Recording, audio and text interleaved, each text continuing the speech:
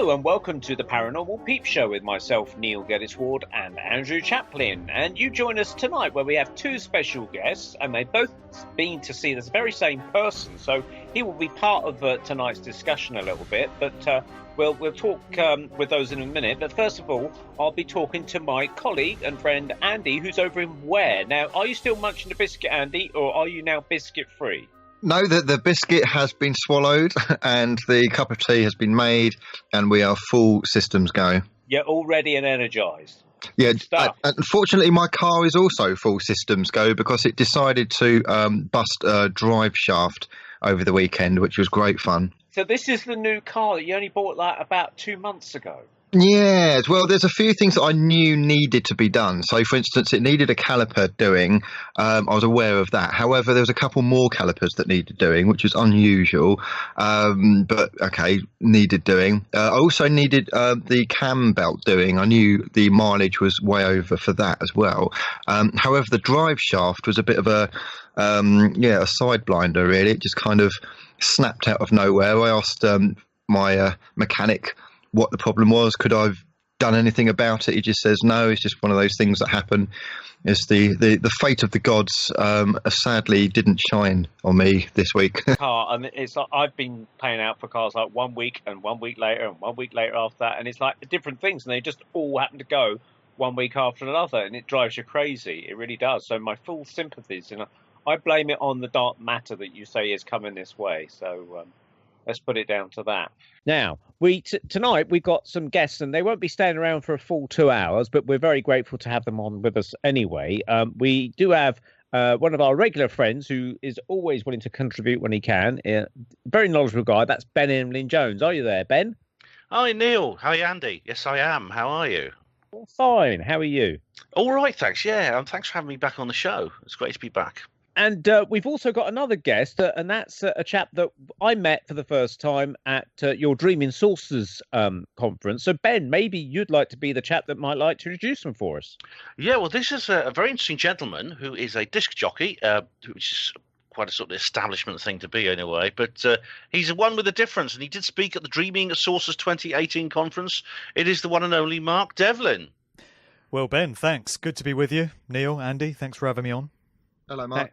Thank you for joining us. Now, Mark, I saw you at the Dreaming Sources conference, and you're a DJ, and I was very impressed by your talk, and obviously I had to film you afterwards, so I spent a lot of time listening to the stuff you spoke about, because I've been editing the video and things like that. For anyone that's interested in this, they can actually go to my page on YouTube. It's Neil Peel, P-E-E-L, as the last name there, Neil Peel. It's a nickname, really. But if you search Mark Devlin, you'll find loads of Mark's talks on YouTube anyway. But you were talking about something that we, Andy and I, kind of crossed paths with maybe about a year ago now, because we did have a guest talking with us on the dark side of the film industry. And so you were talking a little bit, a similar theme, but about the music industry. So maybe I thought we could talk a little bit about that tonight. But both you and Ben have happened to have gone and seen a certain, I don't know what you'd call him, mystical celebrity of sorts. Do you want to talk about that as well, which is obviously David Icke? You both seem to be seen David Icke on his recent tour, haven't you? Yeah. Well, that's right, yeah.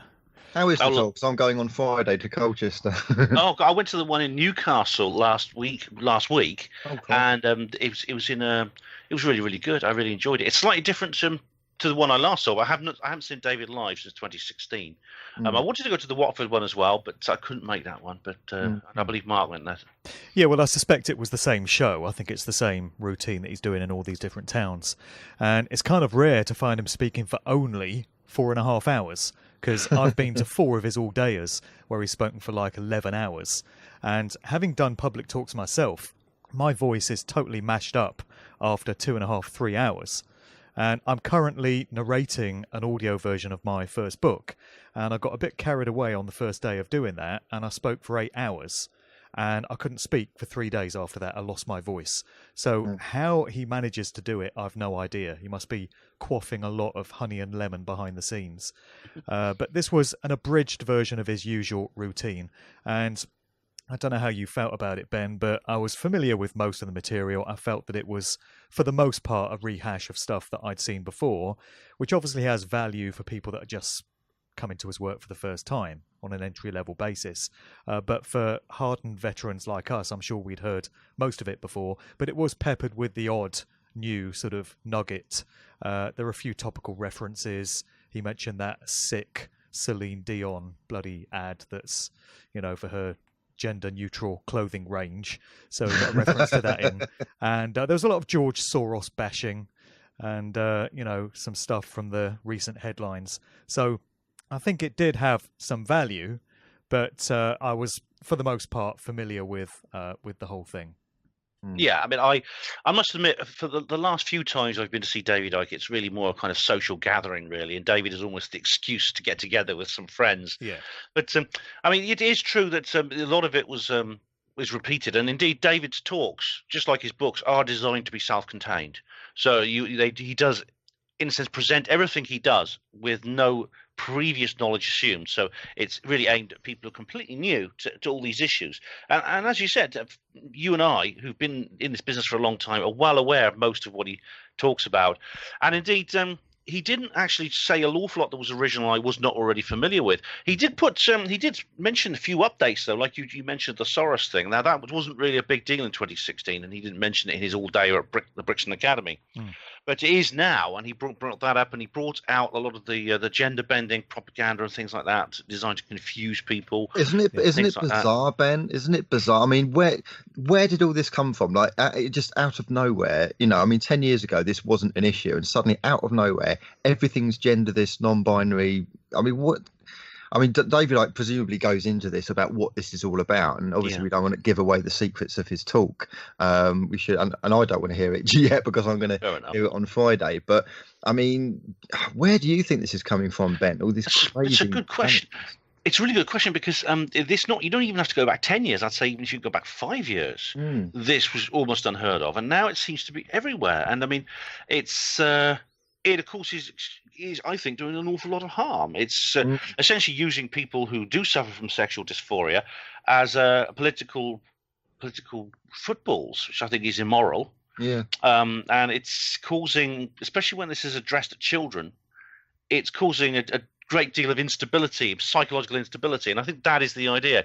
I mean, I did my own talk in Newcastle a few days after David's, and I brought this subject up myself. I felt almost like some of the stuff was a repeat of what David's has talked about. I mean, David does use new terminology for things as well. For example, he talks about the same things using different kinds of metaphors. So, for example, he used to talk about the hassle-free zone. Now he talks about the postage stamp consensus. Both these metaphors refer to the same thing, but it's a creative new way of presenting his issues that perhaps I think he's aware he doesn't want to be too repetitive for people who are regular attendees. Yeah, would you agree that the basic idea is probably to break people's identities down, and so they're confused, not knowing who they are and what they are, and almost building them back up again into the mold of what the system wants, almost like in the military way. The military way of training is to kind of like break you down and then build you up again. Do you think that's what's going on? It is trauma. It's essentially trauma based. Yeah, it's like George Orwell said, there'd be no love except love of Big Brother. You break down all other identities except that between the individual and the state. I think that's the end goal. Mark, go on, you were going to say something. Yeah, Ben, did you like the way postage stamps kept cropping up in the visuals? It reminded me of the Black Monolith in 2001 A Space Odyssey. You got all these cameo appearances from the Monolith, and he'd worked a postage stamp into all these graphics, so it just appears time and time again to drive home that particular message. I thought that was quite iconic. He's very skilled. He's very, very skilled at this. He's I suppose, David has said himself, but he's naturally quite a shy person, and when I've spoken to him on a personal level, shy, me and too. he's quite shy, and he is quite, and his favourite activities go for long walks in the countryside by himself. So he's not, so he is quite shy, but I think his career in television has sort of trained him for public speaking. He goes into performance mode, doesn't he? Yeah, and he always channels. I mean, he has his eyes shut while he's talking through a lot of the. I noticed that because I had a front row seat and he was literally just a few feet from me. I noticed he had his eyes shut while he was talking. I think it was almost like he was channeling. But he says, I learned. He said my TV career I thought was all I wanted, but it was actually just to prepare me to train me how I could speak publicly, how I could actually do a speech to people, because I used to hate talking publicly, and I learned how to get used to it. It's interesting that he says that he likes going for long walks by himself in the countryside, because that's really these days a kind of dangerous profession. Given the history of the people. Well, it was for David Kelly. Well, exactly. That's what I'm thinking of, and a few other kind of people. And Robin Cook. Kind of hobby. Yeah, exactly. They always go for long walks by themselves, and they suddenly feel utterly depressed and have to take their own lives, don't they? Always tell someone where you're going when you go for a walk in the country, I would say, or take them with you. I hope David does that. Yeah, I hope he does. Ben, were there any demonstrators outside the venue for the show? Because in the Watford one, when we first got there were a bunch of police in high-vis jackets milling about, making their presence felt. And there were a bunch of people handing out leaflets. And so I took a leaflet, and it's saying, think twice about David Icke. Here's some stuff about him. And they're just regurgitating all the usual stuff you hear about him. He's anti-Semitic. He's homophobic. He hates Jewish people. He talks about Rothschild Zionism. He says that the transgender agenda is social engineering to sort of divide people and cause arguments in society. And I'm reading all that thinking, and where's the problem there? What's the point? But, they're trying to incite hatred towards him, I guess, which is kind of ironic because these people claim to be anti-fascist. Do you reckon they're trying to dictate what people do and who they go and see and who they go and listen to? And it was pretty obvious from reading the leaflet that these people had never read any of his books and weren't actually familiar with his content. They were just basing everything they said on what they'd heard about him. So I wondered if there was any of that at your show. Well, I'm certainly glad that they were just handing out leaflets and nothing more violent. No, David managed to give them the slip in Newcastle. Now, I don't know if it was the case with the Watford show, but we didn't even find out where the venue was until 24 hours before the show was due to start. Yeah, same way. David did it, because David did it secretly because he knew that these so-called anti-fascists were after him. And so he booked the venue secretly and revealed it only to ticket holders. Like I said, 24 hours earlier. It was Newcastle Racecourse. It was like a little lounge up in a conference room high up in the overlooking the racetrack. But no protesters turned up, or so-called protesters. No one handed out any leaflets. They were completely and utterly stumped. So that's good. Well done to David, because they are completely accusing an innocent man. I mean, this has been gone through so many times. In fact, it dates back almost to the beginning of David's conspiratorial career in the early 90s.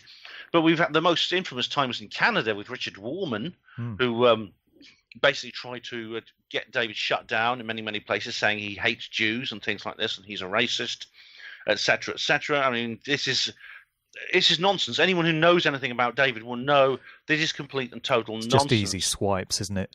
And the funny thing. Do you think these people are actually funded or have like handlers in the background?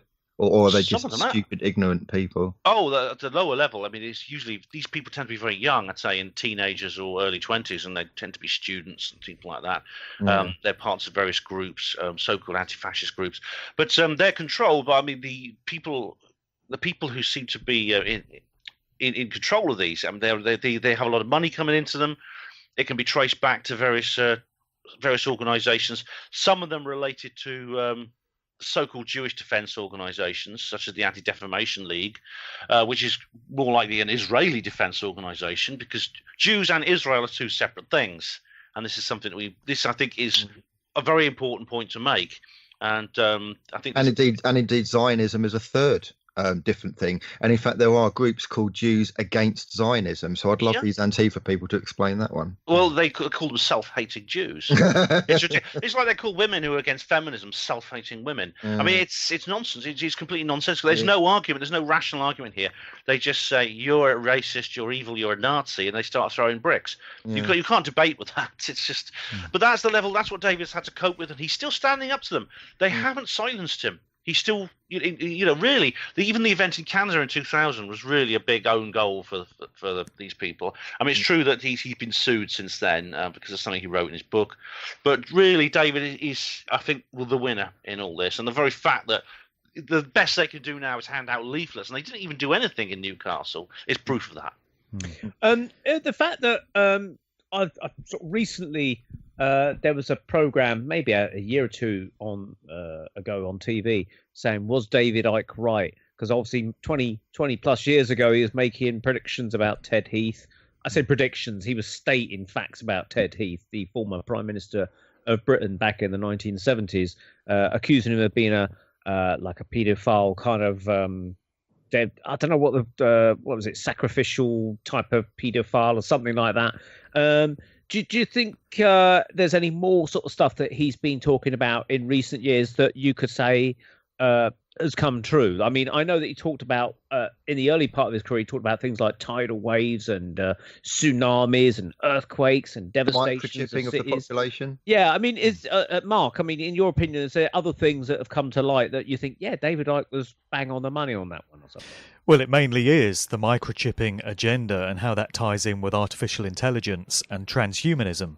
He did a big sequence on that in this talk, and indeed he's been talking about that stuff for many years. It's been in his books for several years. I think that documentary, Was David Icke Right, was 2007, actually, because he was still with Pam, his second wife then. Right, yeah. I say it's only a few years ago, but in fact it's longer, isn't it? Yeah. Yeah, I mean, that whole thing went pear-shaped. What the hell was that all about? But anyway, yeah, I think one of the main things that's coming to pass now is just this artificial intelligent smart grid Internet of Things reality in which we live. And certainly his information woke me up to that whole thing. The interesting thing about these demonstrators as well, just going back to that, is that at the Watford show, in the audience was Dr. Nick Colostrom. I saw him halfway through in the break and had a bit of a chat with him. And I just thought to myself, if these demonstrators outside knew that Nick Colostrom was in the house, they wouldn't be bothering to demonstrate against David Icke. So Nick kind of got away with that one and slinked under the radar. Because I've been to Nick Colostrom talks, or what was supposed to be a Nick Colostrom talk, where you had all these Antifa masked thug idiots outside waving placards and just chanting fascists out, and that's all they can actually say. You can't engage in any kind of meaningful argument with these people. Just going back to that whole thing. But in answer to your question, I think this whole transhumanist society thing is the hot potato right now that he's talking about, and it's hard to argue with anything that he puts forward because it's all coming true in front of our very eyes with every passing day. When I go to these gigs, I watch people like the sound operators, the guys in the sound box, and the ushers in the theatre and the staff, and they're all probably hearing this material for the first time. And I can't help thinking, what are they making of this? Do they think this is the ramblings of a madman? Or are they actually thinking, this guy makes sense, I've heard that he's a nutter, but he's actually making sense. I mean, when they hear the bits about the reptilians, I mean, they must find that bit of a hard pill to swallow, I'd imagine. Well, he didn't actually go into that this time. He didn't mention the reptilian shapeshifter stuff at all, right, Ben? No, he not once. Not he didn't in Newcastle either. And I think this is not because he's repudiating what he said before. I think it's a simple question of time. He has a certain amount of information he has to get out. He only has 4.5 hours to do it. That's right. And so he has to drop certain things. He can't. And he didn't talk about the Saturn moon matrix and the moon being an artificial construct and all of that. No, so that was all left out. Yeah. But another thing he's right, of course, about is Savile and all of that lot. And literally, in my Facebook feed today, it's in the Mirror, so make of that what you will. But evil satanic cult in quiet UK village that forced children into sickening orgies. So, yeah, and that's in a mainstream news outlet. Basically, just another day in Britain. Yeah, a satanic sex cult. I mean, 10, 20 years ago, people would have laughed at David Icke for that. Well, he's exposing it, and it's true. It's happening. Yeah, David actually was not. I mean, I must correct something I've said earlier, actually, in other platforms. David wasn't the person who broke the Savile story, but he was one of the first people who spoke openly about it when the mainstream media was ignoring it. Yeah. And no one. Same with Ted Heath. I mean, we haven't heard the true story of Ted Heath. I'm sure it's much worse than even the mainstream is saying. But the fact of the matter is no one is crediting David or anyone else on our side of the fence for this. They're just patting themselves on the back and saying, oh, this has just suddenly come to light and we've discovered it. But he's dead now, so there's nothing we can do. Yeah, the mainstream media's had numerous other opportunities to actually talk publicly about this, and they haven't. They kept quiet about it. The BBC has covered its tracks, and I did an entire talk on the BBC in Newcastle. Actually, it just went down very well. It was quite interesting, and I brought up the AI transhumanism agenda, because that is like the microchipping, and it's all connected. The microchipping is being marketed as something good, and there's a company in Sweden that's actually trying to get all its staff microchipped. It's purely voluntary for now, but I'm sure when enough of them are in the scheme, it'll be something you have to do when you first sign up your contracts and stuff like that. But it's the transhumanism thing is being promoted. There's a guy called Ray Kurzweil who's waxing lyrical about it and saying it is the future for humanity in terms of things like, we'll live forever. We'll never forget anything. Our minds will work faster. We'll be like human computers and things like this. Guy's a madman. Yeah, he doesn't realize. He doesn't realize that the vision the political classes have for the future of humanity might not be the one that he has in our best interest. In other words, in our best interest. And as David points out on stage, this guy worked for Google and things like that. So he's got a bit of a background to him.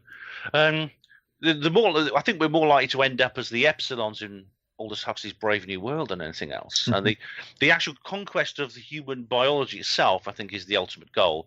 There will be no humans in the normal sense of the word. There will just be these monsters, these mutants, and we'll be there to serve the New World Order, and we'll probably live for about 20 years and have no independent thought, and then die. What do you think? About a year ago, I think I remember seeing a Richard D. Hall program with Andrew Johnson discussing David Icke, and they put forward the idea that he might have been manipulated in his later years, because they recognised a slight direction in his material. It kind of changed at some point. I can't remember what part it was. And they wonder if he's been fed disinformation somewhere along the line. Do you guys agree with that? Shall I go first?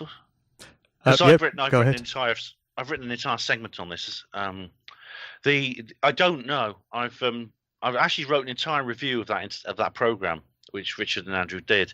For example, he mentions things like, David only started talking about this because he was in contact with someone called Arizona Wilder and Brian Desborough and people like this. I was actually a member of the original David Icke forum, which is not the current one. It was an old one, where there was this big fuss broke out between these various members, such as Ivan Fraser and these other guys, who were talking about, because when Arizona Wilder first made this video with David called I've got the title of but it's all about the reptilian agenda or something like that. And that was the Cradle Mutwa one. But you can't buy it now. You can get it on YouTube, but it's been bootlegged, of course. But you can't actually buy it anymore. And David doesn't stand by what this woman Arizona Wilder said, who claimed to have been a performer of satanic rituals for the royal family, and the royal family was shape-shifting reptilians.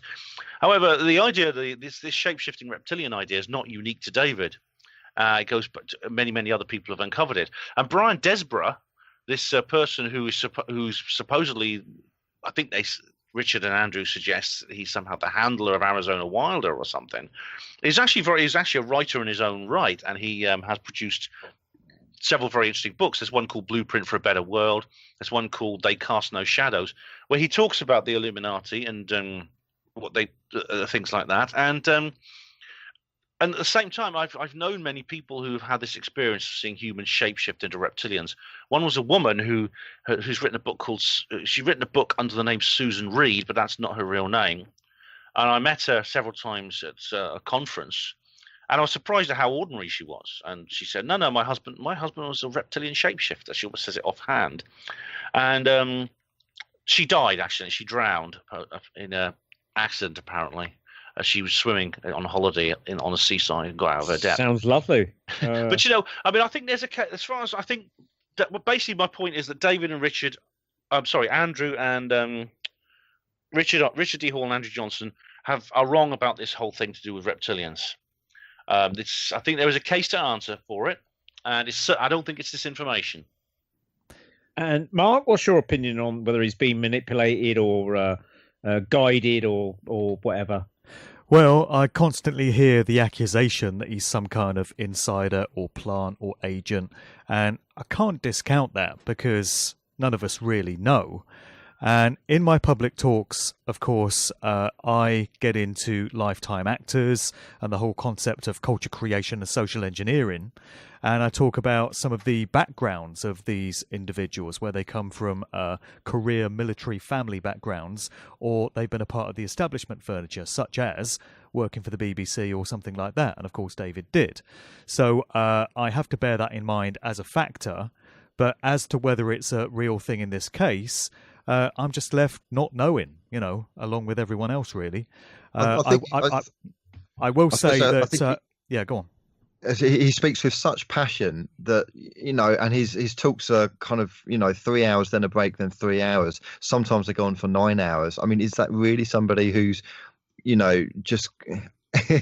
And the amount of flack that he gets from people, various kind of skeptics and, all these Antifa groups and things like that, I just don't think that he's... if put it this way, I don't think he's being willingly or knowingly manipulated. We can all get manipulated in to some degree. Anyone who's seen kind of Darren Brown shows, know that somebody, a trained kind of NLP practitioner or hypnotist can manipulate people untowards or unknown to them. But whether he's actually sitting down in a dark room, with cigar smoke and somebody saying, "We'll pay you money to say this," I very much doubt that. What do you think, Mark? Yeah. Again, I'm left not knowing, really. But I will say that I probably would not be treading the path that I currently am and doing this work if it wasn't for David Icke's influence. It was his books and it was his insights that got me started in this whole thing. And I'll always be grateful for that, and that will always have had value to me. So if he is some kind of plant or agent, and I do say if, I can't really understand what the benefit would have been of that, given that he's woken up so many other people, and there are so many now putting this kind of work out into the world and paying attention to this type of information, who probably wouldn't have been otherwise.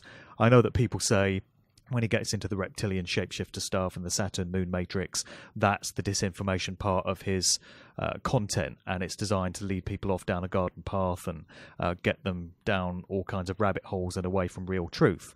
But still, the vast majority of what he puts out there is easy to validate.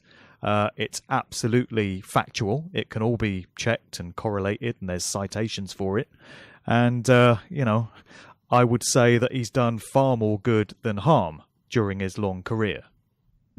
And you also got to remember that he's actually an ex-employee of the BBC, because he actually left that to pursue his new awakening, if you want to call it something like that, where he started off, I think it was late 89, 1990, started off visiting mediums and channelers and getting kind of spiritual knowledge from that. And then he shifted gears a little bit and started to get into more the kind of conspiracy sort of stuff. So, the fact he's devoted a hell of a lot of time, and as you say, Andy, he comes on the stage for 4, 5, 6 hours at a time, when, he could go back to his cushy number presenting Grandstand once every Saturday or something. And there's not a lot of much kind of insider knowledge you can really put through, talking about the goal results or score results of a football match on a Saturday afternoon, I would have thought. But, Mark has found that there's obviously secret things going on in the music industry coming through certain pop stars. So who are we to say? I mean, Mark, you obviously know a lot more about the music industry on that side of things than we do. Well, yeah, a lot of my work over the past couple of years has been exposing what are referred to as lifetime actors. And that's a phrase that was coined by the author and researcher Joe Atwill. And it describes people who have public roles. And, sorry, I'm just being distracted. Somebody outside the house, apparently. David, I can do. Lurking in a white car. They found you, Mark. It's not a black car, is it? Oh, it's a white car. That's probably... somebody lurking outside the house. This is very conspiratorial, isn't it? And very topical. Yeah. They're obviously after Mark. Because one of the things with these stars and these movies, stars and actors and things, is a lot of them have been saying, and I saw a video today, that they've sold their soul to the devil in order to have fame and fortune. And quite a number of them have said this.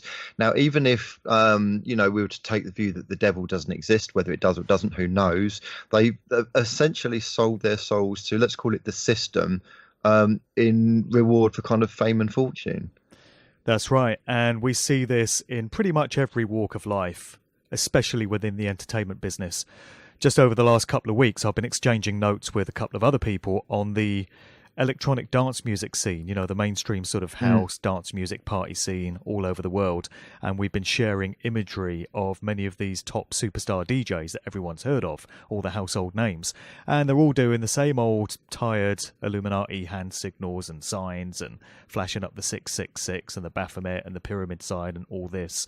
And you see in a lot of their imagery, their record sleeve designs and flyers and live shows and things like that, all these familiar symbols that you've seen in all these other genres. You see Miley Cyrus and Lady Gaga and Katy Perry and Rihanna and Beyonce flashing up these signs. You see old rockers like Led Zeppelin and Ozzy Osbourne and Mick Jagger, and you see the same sort of symbolism present in those scenes. You see country music artists doing it. You see television presenters doing it. You see professional wrestlers and supermodels, all with the same kind of imagery and symbols. And you just come to realise that the whole of the entertainment business and the whole of popular culture is manipulated and controlled and corrupted by the dark occult priest class that are, presiding over everything. So I've been looking at some of these electronic dance music DJs and producers, and it's just obvious the ones who have sold their soul, to use that phrase. And I think there's some very real relevance to that phrase. It's not just some metaphorical thing. They have actually pledged some kind of oath of allegiance to these networks of occultists that run these industries. And the gains that they appear to get from it in terms of the fame and the fortune and the recognition and the yachts and the mansions appear attractive on the surface, but the price that they've had to pay is so heavy that it just doesn't even bear contemplating for anyone that's going to look at it in a rational kind of way, because their lives are no longer their own. They are no longer sovereign. They're no longer able to make decisions for themselves in terms of where they go, what they do, what path their career takes. This is all now being dictated for them in exchange for the fame and fortune that they've been gifted by those that can make these things happen. So in my book, it can never be worth it.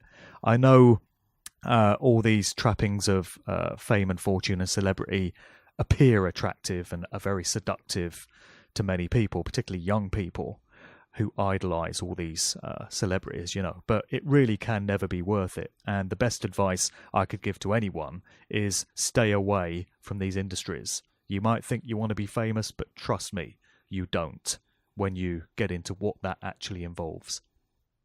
Because you've got people like Brian Harvey, of course, of East 17 coming out.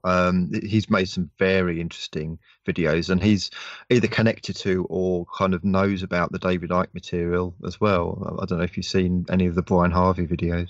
I have, yeah.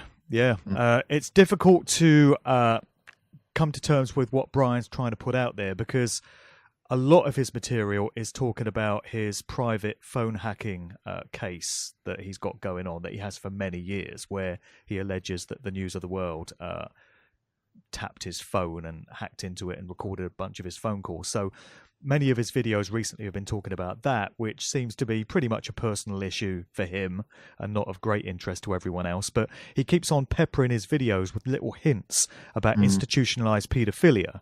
Yeah. And many celebrities and famous people that are involved in these paedophile rings. And that's the stuff that people want to know more about. But I think he's being quite guarded about it, and he's being quite careful in what he says, which is probably wise. But it's left me and many others sort of tantalized as to what he knows that he's not been able to come out and tell us yet. Maybe Mark, if you contact him somehow. I thought about it, but to be honest, that whole situation just looks such a mess. I'm not sure it's something I want to get involved with. It seems there's some very dark stuff lurking beneath the surface, and I'm not entirely sure I want to dive into that particular cesspit. I'm swimming in quite a few others at the moment. Ben, it's just it's interesting that that there's I think what Mark was saying about the lifestyle of being rich and famous within the media, in whichever branch of the media you're in, has a lot of talent, and the music industry most of all, because if you look at the behavior and the actual effects that that industry has on the lives of the people inside it, indicates that it looks very different from the inside looking out than it does from the outside looking in. The amount of people who are depressed, commit suicide, suffer from addiction problems is enormous. It's many times the national average. The guy of Icke, he died, didn't he, Mark? He was only 28, I think, when he died. Ben, you've also got the breakdowns, like Britney Spears, the video. I feel so sorry for her when she's literally kind of going into like an alter ego live on TV. Bizarre. Guys, I've got to have to leave you. I'm sorry about that. But it's been great talking. Thanks for having me on the show. Oh, thanks for coming on, Ben. Thank you very you're much welcome. Indeed. Thanks for your contribution, Ben. That's Ben Emlyn-Jones there. He did agree to pop in for a little bit of a chat there with his David Icke stuff. So thanks for joining us, Ben. Okay, thanks, Ben. See you, Mark. Take care. See you, Andrew. See you, Neil. Bye now. Bye. So, Mark, is there been a time when the music industry was more innocent, in quotes, than it is today? I mean, was there a point where it too was infiltrated by dark and sinister forces, or has there always been like that? I used to think that when you went back to previous decades, you would find the whole scene being more innocent, being more pure, being more meaningful. And I started out in this area of research looking at contemporary artists and pop music videos and symbolism and stuff. So it was really the 2000s. I was looking at all the contemporary pop artists we had, and I made the mistake of thinking that all this occult symbolism and all this mind control and all the stuff being done with sound frequencies was just a product of the 2000s. But as I delved further into it, I realized it went further and further back. And I found myself going back to the 90s, the 80s, the 70s, the 60s, and actually all the way back to the very instigation of these industries. So when you take it all the way back to the roots of the American popular music industry, you find that it actually came out of the military community. Steps back in amazement, shock, Mark, horror. Explain that. How did the military get involved with music? Well, many of the early record labels actually had a background in developing systems for military use. It would be radio systems, sonar, radar systems, things like that. And it would be the latest sound technology. So one of these companies was what became known as RCA Victor. And that started out as the Radio Corporation of America, which was developed by the American Navy. And they were looking into radio systems and things like that. And they came up with all these new methods of sound technology and producing the formats that we got records on. So it was through RCA that we had the emergence of vinyl records and the setting of 33, interesting number, and 45 as the rotating speeds of record players. So all of that came out of RCA, and when you look at Thorn, EMI, and Decca, and Parlophone, and labels like this, you find that they all have backgrounds in research for the military as well, military systems. So a lot of that got channeled into the music industry. And then we get into many of the artists who themselves either have military family backgrounds or they have managers/handlers who came from the military. Elvis Presley was like the first, sort of worldwide superstar, the king of rock and roll. And he served in the military himself, of course, as many of his contemporaries did. But he had this handler, Colonel Tom Parker, who was a bit of a fraud, it seems. This guy came out of the Netherlands, and he was an illegal immigrant into the United States. And he took on the name Colonel Tom Parker, whereas his original name was some Dutch-sounding name. And he seems to have sort of fabricated his past. But certainly he did have an attachment to the American military, and he became Elvis Presley's manager and sort of pushed his career and stuff.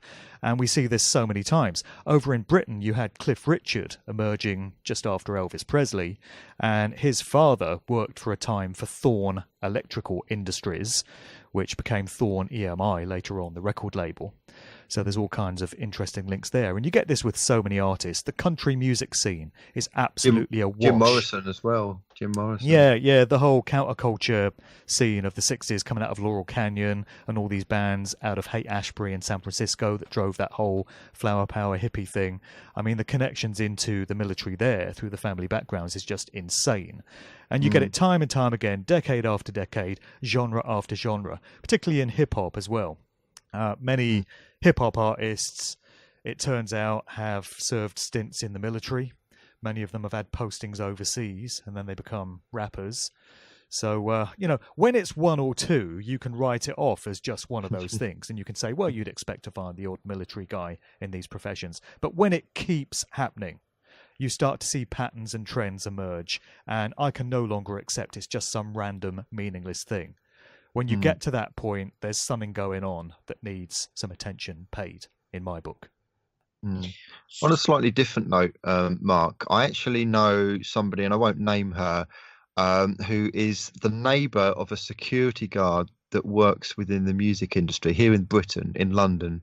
He's a security guard. He swears blind to her that whenever there's a new album created or a new record released, there is like some kind of ritual where they do some occult ceremony at the top of like the building, whether it's a skyscraper or wherever it is, usually at sort of, a prestigious type building.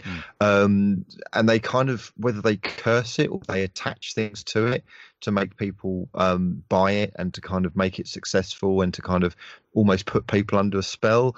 Have you heard of anything like this? Absolutely. This has come up time and time again in my research. Most famously, there's a guy who went by the name of John Todd, also known as John Todd Collins, and his real name would appear to have been Lance Collins. And he came out of a bloodline family, a long-running generational bloodline of witches, occultists, the Collins family. And it seems this guy was put to use in the American music industry in the 1970s. You see, this is what happens. You get all these people coming out of these important families that have gone back several generations, and they've always played a role in influencing culture. And they get given different jobs and ushered into these positions so that they can have an effect on society.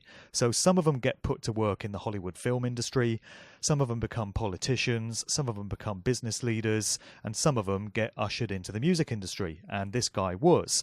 And he's told the story, or he did back in the 1970s, in this famous monologue that he recorded that you can still get on YouTube. He talked about how it was standard practice for the record labels back then to take the master recording of a new album that they were about to release into the temple room of the record company HQs, because he said they all had them, and they would bring in a coven of witches, and they would place a hex or a curse on the master recording of this album. And the idea is that some of the signature energy of that hex would attach itself to every copy of the recording on an unseen energetic level and then go out into the public. And there's different variations on this idea. So at the Free Your Mind conference in Philadelphia a couple of years ago, there was a lady called Janice Barcelo, who's an author and researcher, gets into birth trauma and stuff like that.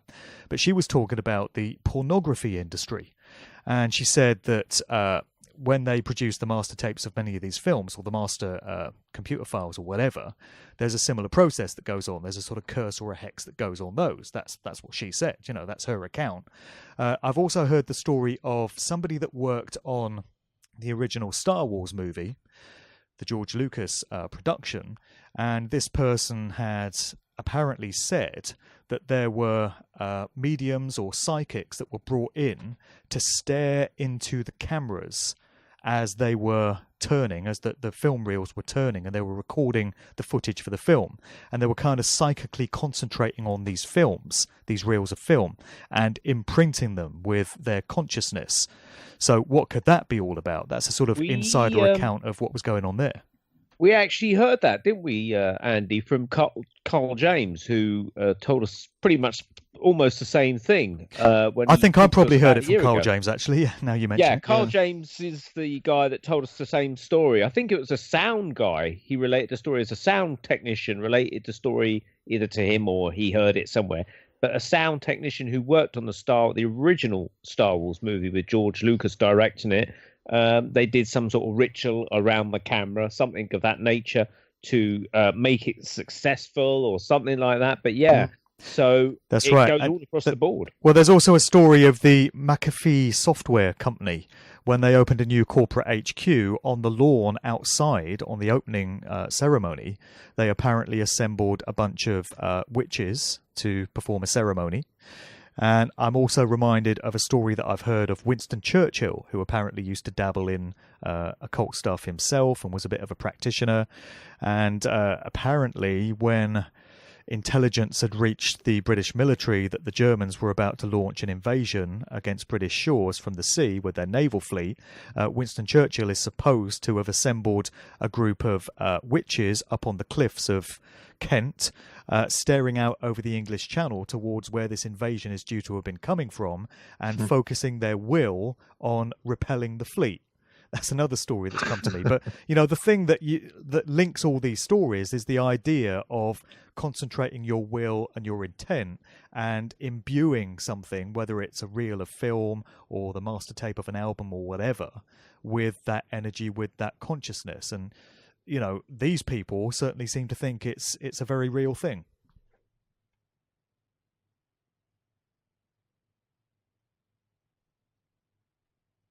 Are you there? Sorry, I thought I'd unmuted. I'll start again. Would the idea of playing records backwards for hidden messages be any way connected to this, or is this just people trying to find things that aren't really there? Well, there's different aspects to this. There are backmasked messages which are put into recordings deliberately with the full conscious knowledge of the music maker. So, for instance, the Beatles used to do this a lot, and John Lennon in interview has said our music was full of subliminal messages. They've admitted to it. A lot of the McCartney clues that are supposed to hint at the idea that Paul McCartney died and was replaced, are in the form of backmasked messages on different albums. But then you have backmasked messages which appear to find their way into recordings without the conscious intent of the music maker. So you're left with a couple of possibilities here. One is that it's a load of old bollocks and there's nothing to it and you hear what you want to hear, which skeptics say to me all the time. But the other is that there is something going on, and what it is the conscious or the subconscious intent of the individual finding its way into this audio recording in backwards form.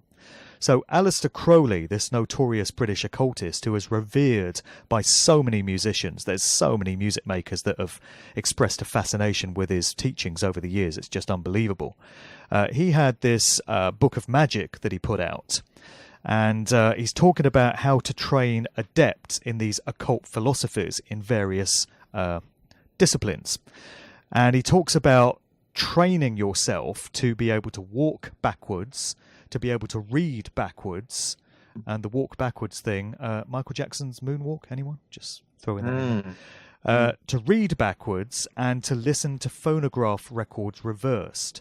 So the phrase is, let the adept train himself in listening to phonograph records reversed. And the idea is that you can learn to speak backwards and you can learn to discern messages backwards. And there's this whole area of science which has become an aspect of sort of counselling, psychiatry, called reverse speech therapy. The idea here is that people, when they're speaking and also when they're singing or creating a piece of art like music, are subconsciously expressing what's in their souls, what's in their psyche, without their conscious mind being aware of it. And the messages can only be properly perceived when the recording is listened to in reverse. So there's a guy in Australia called David Oates who pioneered this sort of method of therapy. And there's another guy in Canada called John Kelly. And there's many other practitioners around the world. And what they do is they get people in and they get them to talk at length and they record them. Then they play the recordings backwards and they try to listen out for phrases that make sense only when the tape is played in reverse. And they say that this is where you get down to the true nature of what someone is really thinking. It encodes itself into their speech. And it's backwards, it's inverted, but so many things in this reality are. You know, that's what this satanic control system is all about. It's taking something that's inherent to nature and flipping it on its head and turning it around. I hear that when an image hits our eyes, our retinas, it's initially upside down. And our brains work to flip the image the right way round, in inverted commas, so that we see it, you know, the right way up. That's what I've heard from many scientists, biologists. And it would appear to be the same thing with this idea of reverse speech therapy, where you encode things backwards.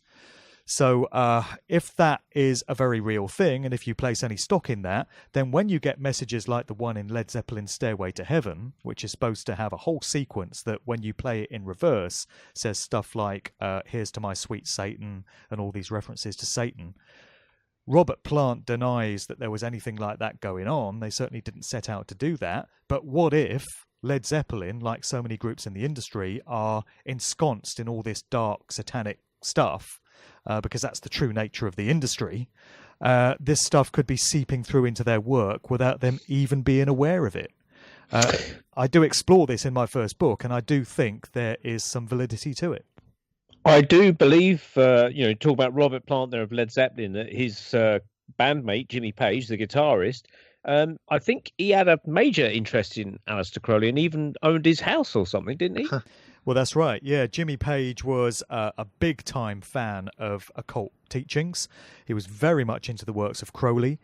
He had an occult bookstore in London, in Kensington, I think it was, for many years that he operated. And he jumped at the chance to buy Boleskine House on the shores of Loch Ness in Scotland, which was originally owned by Aleister Crowley back in the early 20th century. And apparently all manner of seances and rituals have taken place there, and all kinds of stuff that would not make you want to spend a night in that particular house. But Jimmy Page bought it in 1971 and sold it in 1991. And according to reports that I've heard, he spent no more than 20 nights there in the whole 20 years that he owned it. I don't know if he saw some stuff that freaked him out, or his schedule just didn't allow him to get up to Loch Ness very much. But you can make of that what you will. But either way, Jimmy Page was a big-time fan of Crowley, as was David Bowie, as is Elton John, as is Daryl Hall of Hall & Oates. All these people have expressed a reverence for Crowley. Jay-Z also. And the rapper Absol is obsessed by him as well. Many of them. So is the psychiatric industry, do they officially kind of recognise this reverse speech thing as something valid, or is it still something kind of like in the offing? No, it would be seen as something kooky and, pseudoscience. It would be dismissed by the mainstream community. It's very much a fringe kind of thing. So people can make of it what they will. Many will just dismiss it and say there's nothing there. But I've heard some of the reverse recordings. This guy, John Kelly, went on Red Ice Radio many years ago, and he brought some of his recordings with him. And David Oates has been on Jeff Rentz's show many, many times. He used to do a monthly spot, and he would play some of these recordings, and it certainly sounds like there's some messages coming through there. It does to me, anyway. Well, that's pretty sort of spooky stuff. I mean, you mentioned very briefly there about the idea of Paul McCartney dying in the 60s. It's not a news story because it's been floating around for many, many years. But now, more recently, there have been people talking about it much more in a serious sense because there's a few books being written about it. And I know that it would take 2 or 3 hours to discuss the whole of that. But do you subscribe to that idea that he really died in the 60s? Well, I've been through different phases with this whole McCartney issue. I first heard about the idea that Paul McCartney really died back in the 60s and was replaced in my school days, back in the 80s. Somebody mentioned it to me. At the time, I just thought that's ridiculous. That can't possibly be true. And then about 20 years later, when I started to get into all this research, it popped back up on my radar again. And I thought, I remember hearing something about that. So I did throw myself head first into the whole area of research, and I wish I hadn't, because that's many, many months of my life that I'm never going to get back now, and I'm actually more confused than ever at the end of it. You might think that everything would be crystal clear for me by now, but when you get into this McCartney bloody rabbit hole, let me tell you, you never climb out again.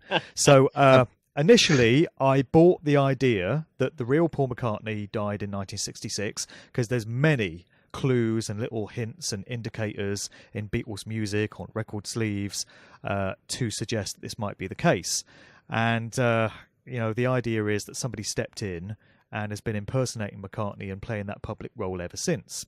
I know that sounds far-fetched and completely unfeasible to start with, but there's many ways in which this could actually have taken place when you realise that the music industry is made up of occultists, when you realise that Freemasonry and other secret societies, which rely on oaths of secrecy, are everywhere, and when you realise that the whole of culture is all about deception.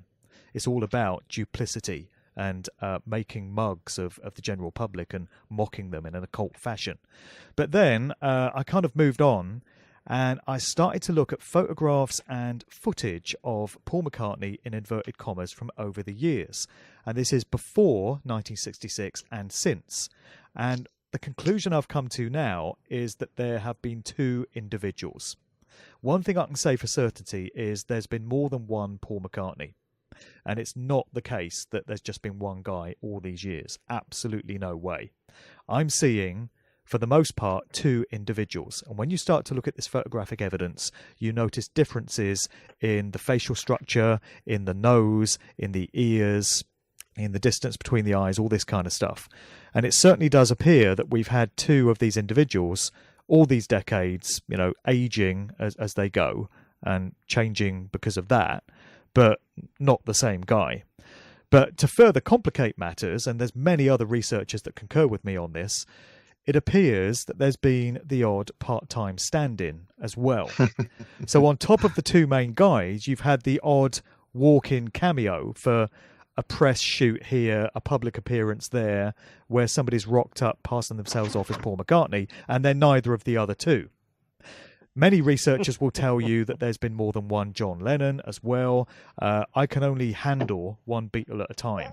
So I'm still stuck on McCartney at the moment. But where I'm at with it now is there's been more than one guy, and that's pretty much the only thing I can say with any certainty. And I think anyone who kind of like would say, oh, the music industry would never do that, will look at lip syncing. So if they're prepared to kind of like have artists lip sync live on TV, Top of the Pops or whatever, then why wouldn't they replace them? And Simon Parks, I don't know if you've come across Simon Parks, Mark, very interesting guy. His take on it, he had a connection somehow, I think, to the Beatles. I think he claims that his parents may have babysat John Lennon or something similar to that. I'll have to kind of look into that. That sounds sinister in itself. Yeah, but he claims that what happened was Paul McCartney, the original Paul McCartney, died in a car accident, and because the Beatles were getting so famous and so high up, they couldn't afford to have like one band member missing. So they kind of found this guy that looked like him and kind of like faked it for a bit with the intention of telling the public eventually. But eventually the Beatles got so high and so well known that they couldn't tell the public, and they were kind of forced to use this other guy. But you're right, the photographs that I've seen and Simon Parks puts forward very much looks like different people. And you probably come across this as well, Mark. Have you looked into the Stephen Hawking replacement as well? Oh, absolutely. I'm seeing the same thing with that. When you look at photos of Hawking, in inverted commas, I'm seeing at least two, and probably more than two different guys. And the thing with Hawking is, we're told that he got ALS, this Lou Gehrig's disease, motor neurone disease, back in the 1960s. And he's supposed to have lived with it for 50-odd years, when apparently the next nearest to that anyone has ever got with that condition is like 20-odd years. Nobody's ever lived beyond that. And we're supposed to believe that we've had this one guy suffering with that disease for 50 years. It's pretty obvious to me that it's been a bunch of actors. And, the other year, what was it, last year, we're told he died. It's quite possible that they just decided to retire that public character. I know this is going to sound preposterous to people that have not looked into this, but until you have, you really have no understanding of the level of deception that these controllers will go to, and in terms of the people that they stick out there in the public and foist upon us. It's all about lies. It's all about keeping people away from truth. It's all dark and Luciferian and satanic. I wish it was some other way, but this is the truth of the reality that we live in, and this is what popular culture and entertainment is used for. And what people need to look at if they want to research this, look at Rich Planet. Go to YouTube, type in Rich Planet, Stephen Hawking, and he goes through all of this, and it's very, very interesting. The teeth issue is interesting. The wrinkled face issue is interesting. The hair coloration, the face structure, it's bizarre. And I think even his second wife said that he'd been replaced in the 80s. I think he ran away with his carer, if you can turn the phrase "run away," wheeled away or pushed away or something. Away. I think he suffered a Windows update and malfunctioned. That's my sick sense of humour, so I apologise that viewers or listeners. Well, the thing about him is, he only spoke through a voice box, we're told. So that is a brilliant way to have any kind of message that you want put out there. Absolutely. They can literally put words into his mouth. And because he's been presented to the world as a brilliant mind, see, when I get into lifetime actors and cultural creation, I ask questions like, who decides who's a brilliant mind? Who decides that Brian Cox is this brilliant professor that has the answers to all your questions related to cosmology, and he's the guy that the BBC always wheels out when there's these questions to be answered? Who decided that Jimmy Savile was a national treasure? That's a phrase you always get, or used to get with him. But who actually decides these things? It's all manufactured. It's all created for us. And the public just go along with it. So the public was told that Stephen Hawking is one of the most brilliant minds of the 20th, 21st centuries, and he's a genius, and therefore people are liable to listen to anything that he says. So you could put out literally any message through his mouth, through his voice box, and the majority of people are just going to stand there in awe and say, wow, that must be true. Stephen Hawking said it. Wasn't he also supposed to have been... He's supposed to have been seen at Jeffrey Epstein's bloody paedophile island, apparently. Really? There's accounts of Stephen Hawking being present at some of these Jeffrey Epstein parties, which... It's not much he can do.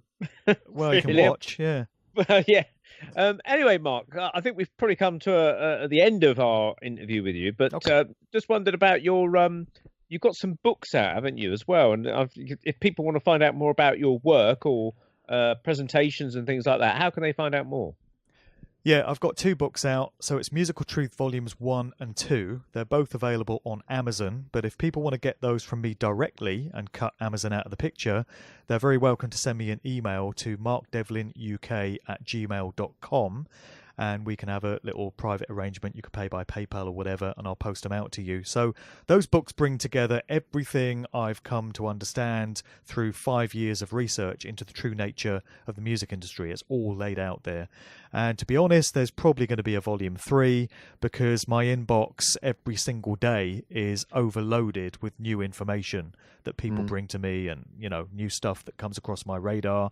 I'm probably going to be writing these books for the rest of my natural life, unfortunately. Just quickly, Mark, you're probably aware of this, but there was a Beatles album involving dummies, kind of dolls of babies hacked with meat and all that kind of thing. Very bizarre.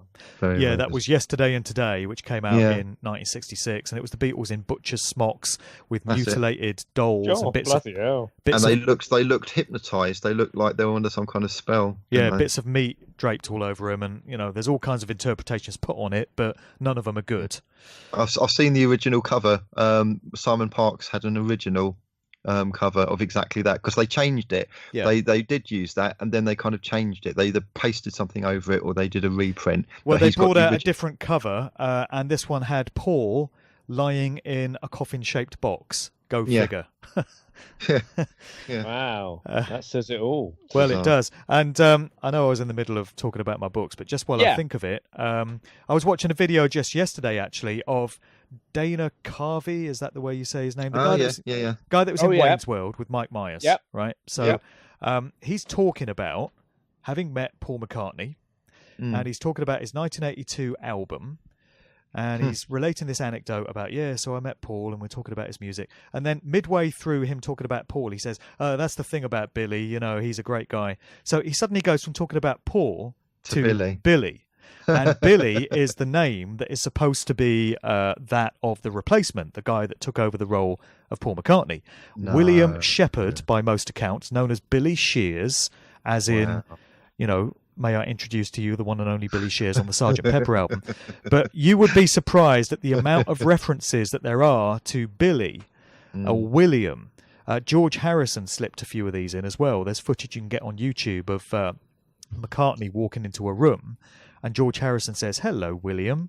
And there's all these other references to William and Billy as well. So it does tend to lend some weight to the idea that the guy that took over the role of McCartney, one of them, is, Billy. And when didn't Ringo Starr actually come out in the mainstream media and say that he'd been replaced as well? Well, Ringo Starr, there was this spoof story that came out a few years ago, and it was attributed to this organisation called the Hollywood Inquirer. It turned out to be a total hoax, and it was Ringo saying, Paul was replaced and he died.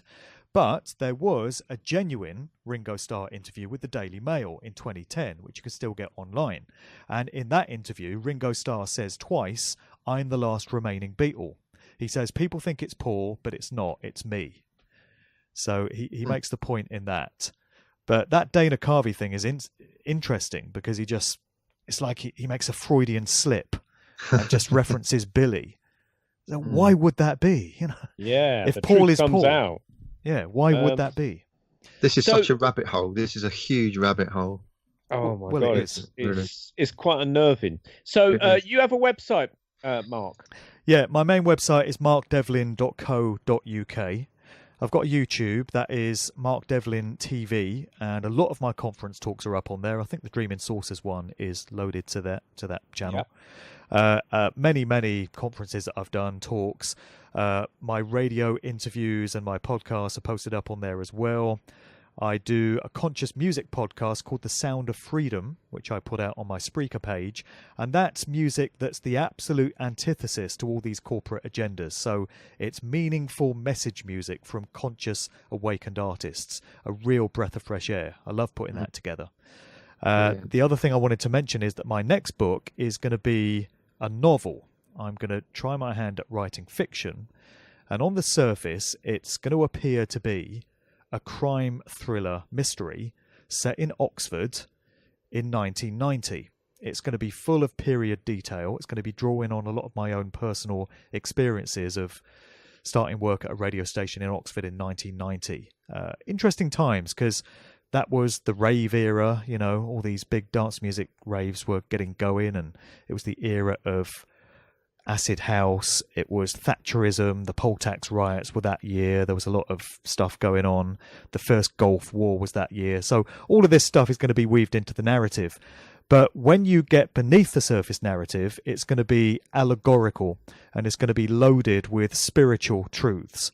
So for people that can read between the lines and pick up on some of the little clues and stuff that I'm going to plant in there, there's going to be much more to be gleaned from it. So that's my next writing project, which I'm really looking forward to getting into next year, if I get the goddamn time.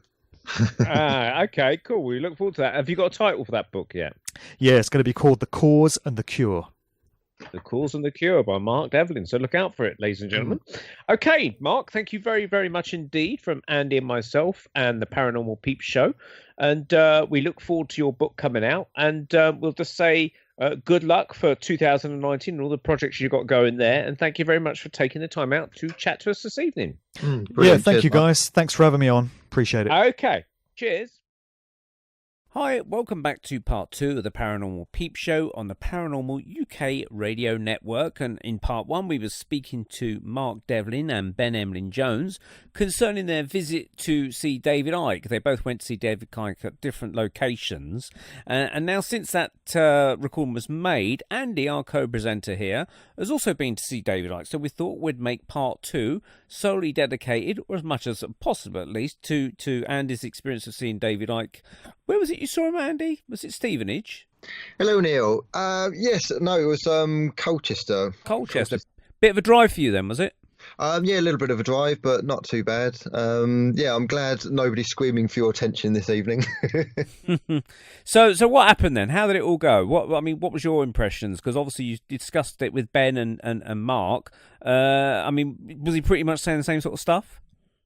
Yeah, I mean, a lot of the stuff I think that he was saying was stuff that I probably knew already. There wasn't a massive amount of new stuff, but what he did do was what he called dot connecting. So he connected the dots together, and he kind of made things make sense.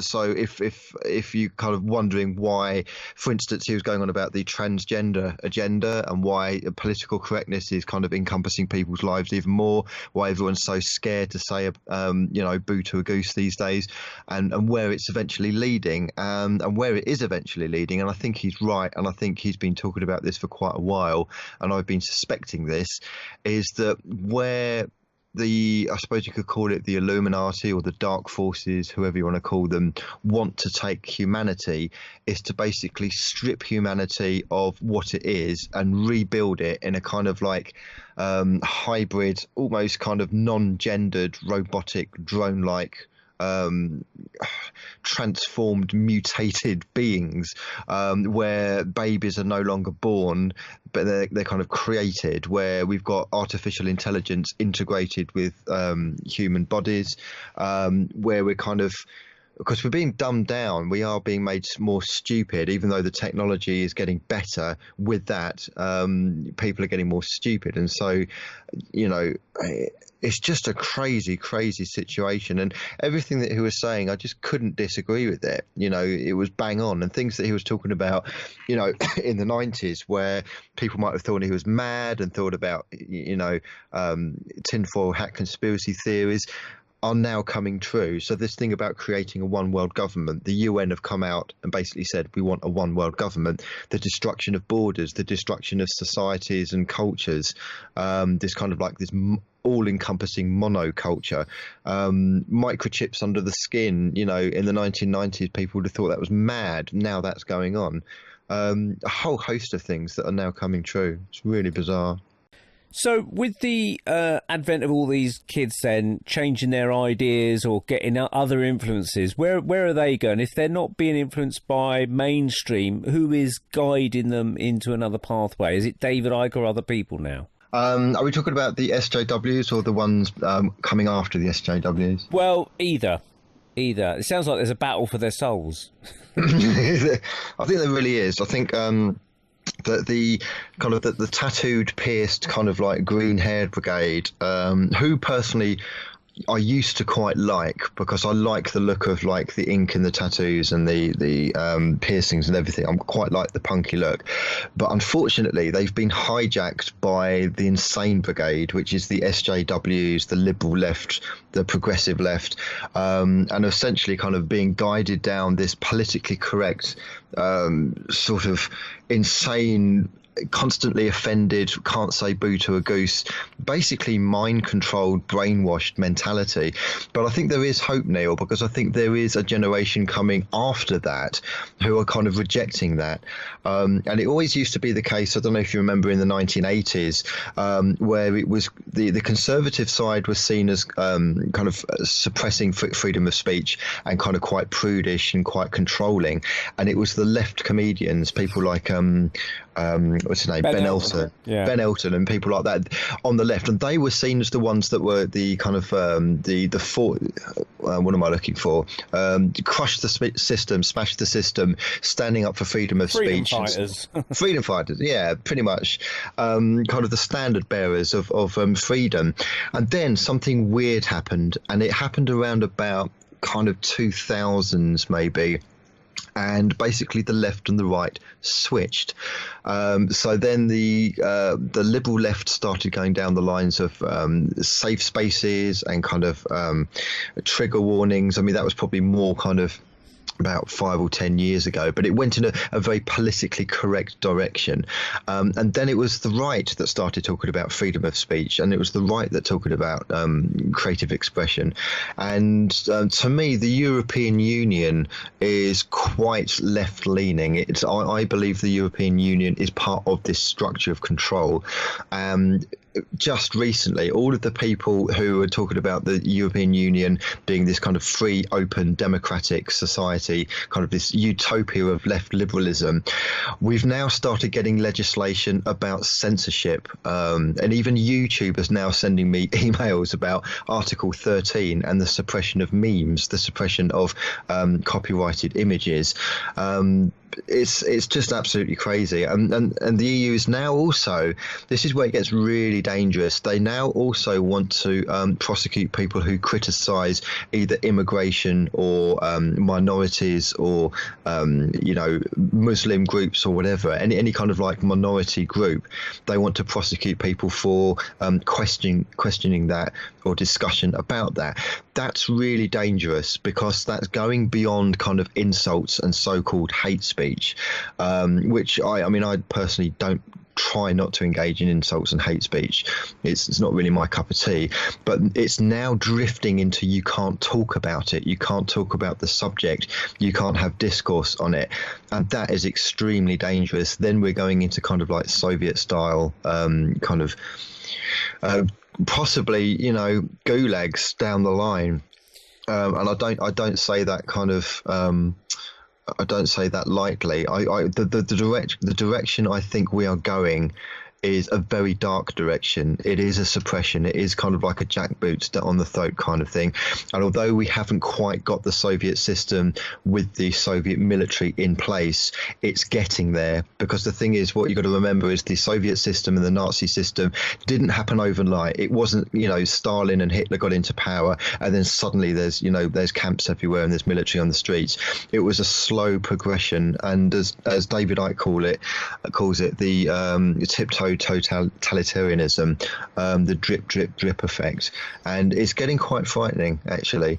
Now, people like Simon Parkes were saying that essentially what's going to happen is there will be a new world order, but he reckons it will be very short-lived. It will kind of burn itself out. And I think the generation that's after the snowflake trigger warnings, safe space generation. I think the next generation are the ones that are going to sweep out the New World Order and get rid of it completely. I hope. And I also hope that I'm going to be around long enough to see that happen as well. I want to see political correctness stamped into oblivion. And what's really interesting, actually, what's really interesting is I believe there's two forms of liberalism, and I believe that you and I, Neil, are probably classical liberals, and the problem that we've got at the moment is the new wave liberals. And what I'll do, I'll explain what I mean by that. You're aware of the comedian and kind of actor, etc., Stephen Fry. For American guests, they'll probably know who Stephen Fry is, but he's a very well-established, very kind of high up in the entertainment industry, and a pretty decent chap. He would describe himself as a liberal. He was actually on a YouTube clip talking about freedom of speech and creativity. And there was a debate going on about kind of like liberalism, and I clicked on it expecting that I would disagree with him, because I thought Stephen Fry would start talking about the need not to hurt people's feelings and to be nice to each other, and how hate speech is bad. I thought that was where he's going to be coming from. In fact, it wasn't. He was actually saying that freedom of speech trumps everything else. If you can't have freedom of speech, then you haven't got freedom at all. You haven't got intellectual freedom. You haven't got the freedom to have discourse. And so I believe that is classical liberalism, and even people like John Cleese as well. You probably remember when The Life of Brian came out in the 1970s, and this was, for people who aren't aware of it, this was a movie that came out. The Monty Python team were basically almost doing a story of Jesus and crucifixion and everything like that, but of course the person was called Brian, not Jesus. The Christians, rightly or wrongly, got very offended by this and started saying that it should be shut down, that The Life of Brian should not be released and should not be viewed anywhere. And John Cleese was essentially fighting for the freedom of speech and the freedom to criticise a religion. Religions are not beyond the bounds of discussion. So wind on a few years ahead, we've now got this hate speech thing. A lot of this is coming from Sadiq Khan and this kind of progressive new wave liberal left. And this kind of progressive liberal left is almost the opposite of classical liberalism. They call themselves liberals, but they're not. They're actually fascists at heart. They actually want to shut down freedom of speech, and they want to shut down freedom of expression. Now, we already have laws against what you might call hate speech. So if somebody threatens somebody, like, I'm going to come around your house, I'm going to kill you kind of thing, I'm going to beat you up, that's already illegal. That could be constituted as harassment or threat to life. It is not hate speech to say, I don't like this religion and here's why. I don't agree with what this religion teaches and here's why. And when we have so-called progressives trying to shut that down, that's when we're in the opposite of liberalism, or what liberalism should be, and we're in kind of Soviet-style dictatorships. And that's pretty much the crux of what David Icke was talking about in Occultism. I'd like them to see how they would react if we all started coming out saying, I hate aliens. I hate aliens from Alpha Centauri or something, because they can't shut us down for having freedom of speech against aliens, because they're trying on one hand deny that they exist, and so it's a bit of a conundrum for them. They scratch their heads thinking, what do we do with this one then? Do you know what? My tinfoil hat is going on at this point, and I'll tell you why.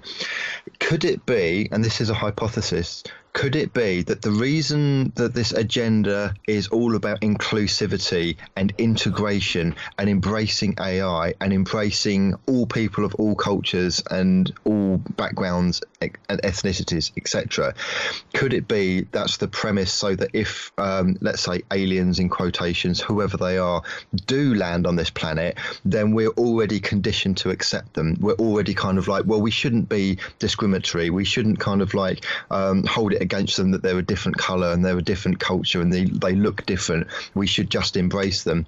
That in itself could be an alien plot. You never know. Well, Doctor Who's doing it, isn't he, or she? To be honest, I don't watch it. Fill me in on that, but I don't watch Doctor Who. I haven't been watching it, but I mean, everything is on Doctor Who's been criticised now. Really? I mean, I was criticising it a year ago because, oh my God, they got a woman in it. And I prefer classic Doctor Who, as it was called, the 70s and 80s Doctor Who, although it started to go down in the 80s. I kind of like the revival, and then it's gone down a bit again, a little bit here and there. But I must admit, and I'm not a massive fan of Doctor Who. I liked it as a kid, then I moved on from it. But I think they've kind of just shot themselves in the foot a little bit with trying to be so politically correct. This is interesting. I've not seen it. Do you know? Could you describe instances of where they've been over politically correct? Okay. Well, I haven't seen the episodes, but I've seen people talking about it on Facebook. People that I know are classic Doctor Who fans. Also, I've seen a few YouTube reviews that have been going up on the thing.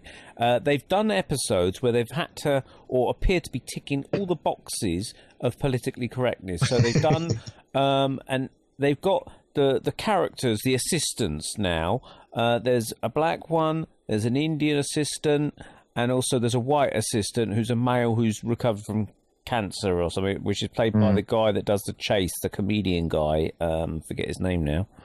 Bradley Walsh. Bradley Walsh, yeah. So Okay. he's your 60-something middle-aged guy who's recovering from cancer, token white guy, I guess, for want of a better argument.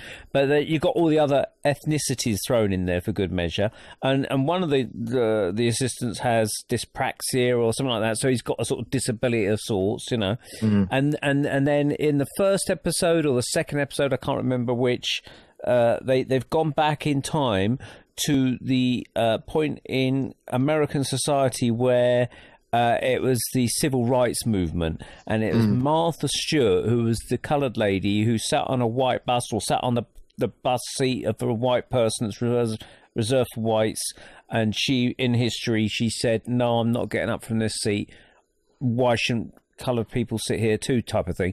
And they've covered that in Doctor Who, and so Doctor Who's putting the rights to wrongs on that one. And then in the following episode, or a few weeks later, they've gone to India, 1948 India, because one of the assistants' grandmothers or grandfathers was born in India at that time, and they've gone back in time to that point in India, just to the point where Britain is about to give up the British Empire, or India's about to fight for its freedom. I can't remember which. Again, I'm kind of probably slightly incorrect on some of it, but this is what I understand because I haven't watched it. And so someone's basically saying, various people are saying, they seem to be ticking every historical, let's put the worlds to rights through Doctor Who's, correcting political guilt, or whatever what it is, of sorting out all these problems in history by ticking all these boxes. And the thing is, they got new writers and producers and actors on it, and so they got this whole new agenda on it. And it's like someone said that BBC has been trying to do diversity for the last few years, and now they're sweeping it into the actual programs now, where they're covering everything diversity. The aliens are, which Doctor Who was classic Doctor Who, was always fighting the Daleks, the Cybermen, the whatevers, and now it's fighting people's attitudes or something. That's what it appears to be. And it makes it boring. And you know what, Neil? This is why I pretty much switch off from normal TV, and especially comedy. It's comedy. I remember the days when comedy was actually funny. I was watching Les Dawson last night, actually, like a tribute to Les Dawson. Genius. Les Dawson was an absolute genius of comedy.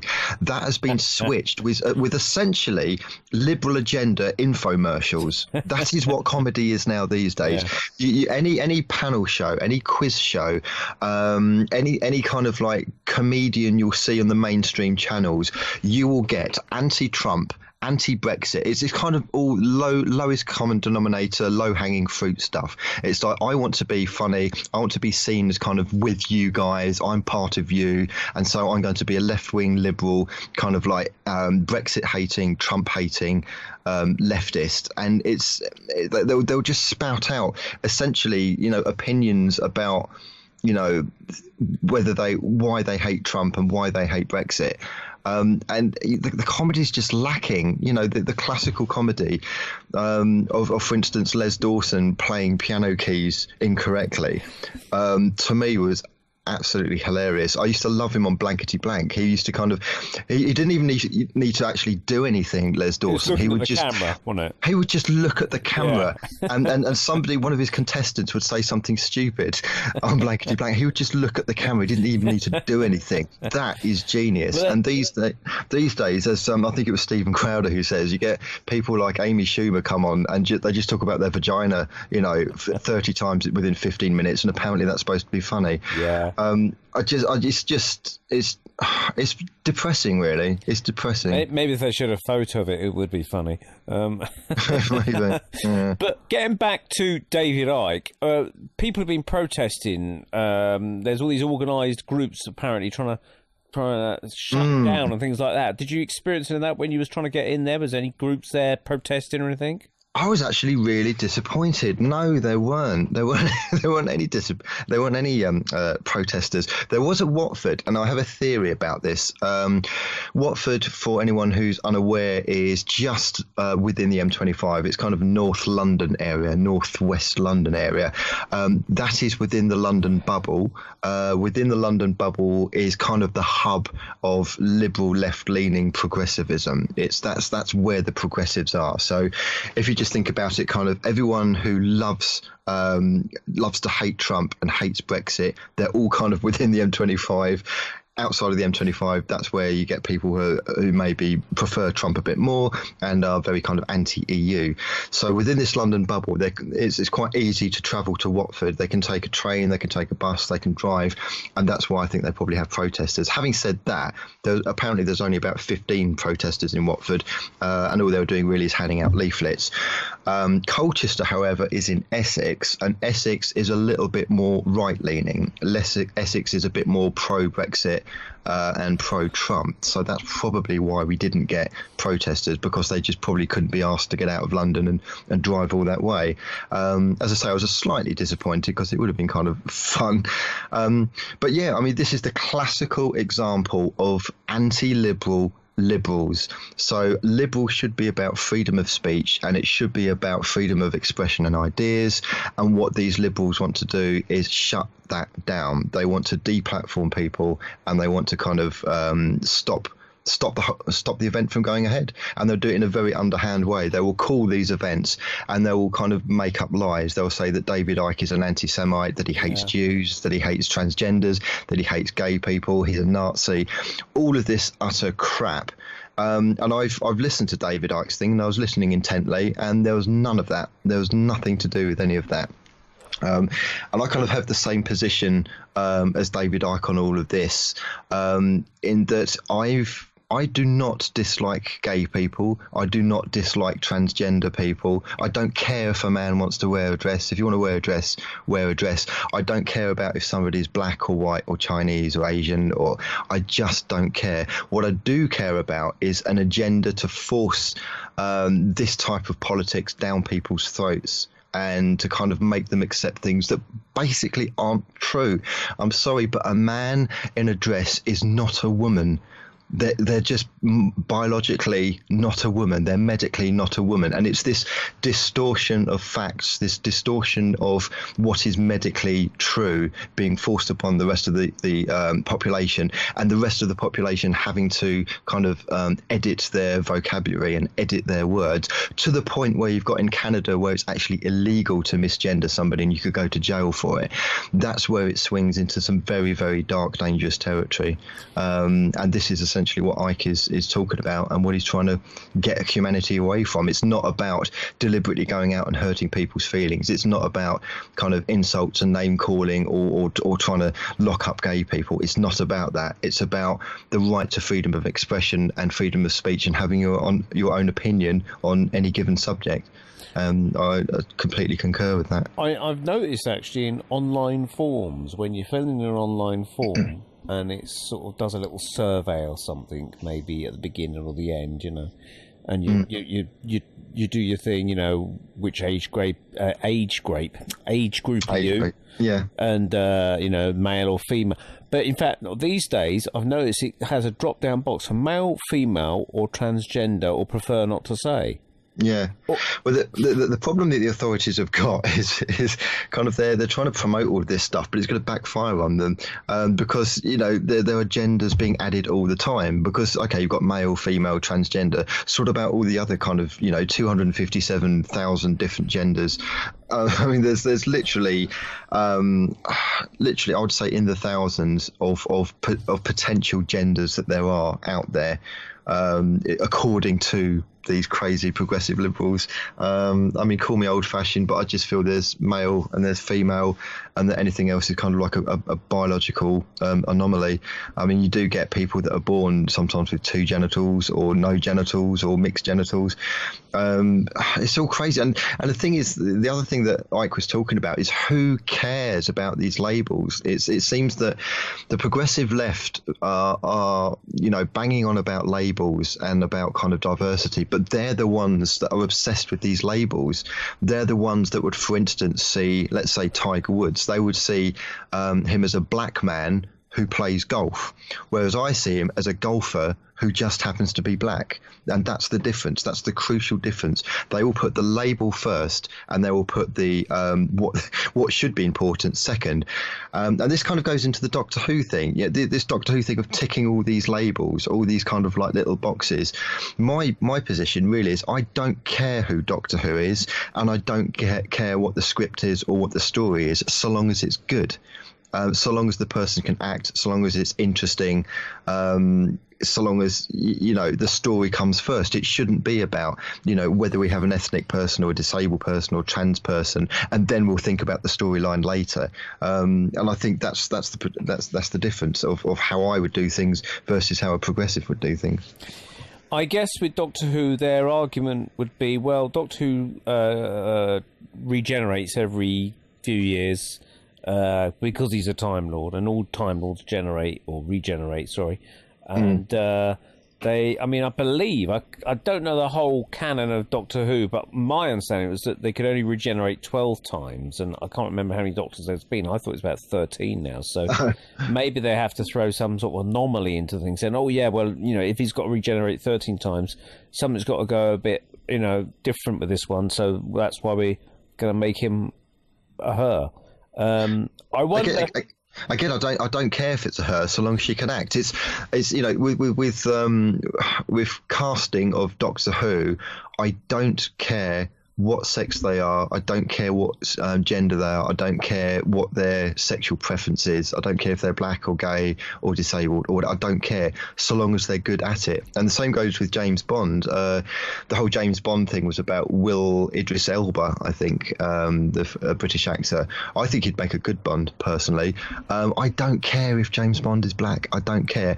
But I do care if they're specifically wanting to have a black person as James Bond just to tick that box, and then whether they can act and do a good job comes second. That's what I do care about. So, I'll tell you what comes to mind is that film Alien Nation. I think it was a 90s film with Terence Stamp. I think it was. I think it was Terence Stamp anyway. and other people. I can't remember who was in it now. James Caan, maybe, or I don't know. But yeah, in that, basically, this whole, it's a bit like V, a bit like District 9, maybe precursors or in between those two films. There was like this whole nation of aliens came to Earth, and they had nowhere else to go, so they were taken in a society, and they integrated into society. And you had this American cop, I think it was James Caan, but I could be wrong, with this alien who was his alien kind of sidekick. And they're doing something similar to that on Netflix at the moment with Will Smith. Well, I haven't actually seen it, but I've seen photos of it, and I thought, oh, that reminds me of Alien Nation. And the thing with these aliens, their enemy was this seawater. Apparently, if you dissolved them in, they could dissolve in seawater. It's like acid to them or something. I mean, that's just a sideline to the story. But, it's almost like they're trying to play this whole idea of how, if we were integrated with aliens, how would they integrate in society? Would they, work alongside us as cops and doctors and bank people and things like that? It was an interesting little idea, but it makes you wonder, they would have the same kind of regulations for aliens in society. You'd have a drop-down box. Are you male, female, or are you from Venus or Alpha Centauri? And we're going to have diversity in the workplace because you're an alien, so we're going to give aliens interviews, guaranteed interviews for aliens, blah, blah, blah, blah. It's a bizarre thing, but I suppose we could be sort of, like you say, psychologically being geared up for something like that, like you said, with this strange silver tin hat foil idea of aliens being prepped to be accepted into our world.